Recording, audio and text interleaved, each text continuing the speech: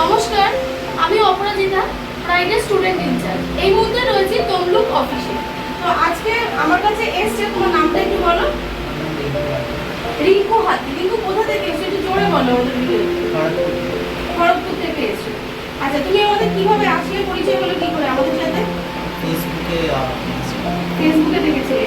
আচ্ছা, তো মনে তো ভয় ছিল, ফেসবুকে অ্যাড দেখছি, সেখানে আমি যাচ্ছি বা কি হবে না হবে, তো এখন কেমন লাগছে? আমার অনেক কোশ্চেন ছিল, আমি অনেক কোশ্চেন করলাম, আনসার পাওয়ার পর এখন স্যাটিসফাই তো? আচ্ছা, তো তুমি একটা হোটেল ইন্ডাস্ট্রিতে ক্যারিয়ার পেতে চাইছো, তাই তো?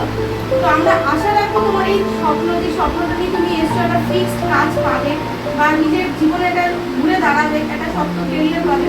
তো তার জন্য সবসময় আমরা পাশে আছি, আমাদের প্রাইডের পুরো টিম তোমার সাথে আছে। যতদিন না তুমি সুন্দর একটা ক্যারিয়ার পাচ্ছ, ততদিন আমরা তোমার পাশে থাকবো।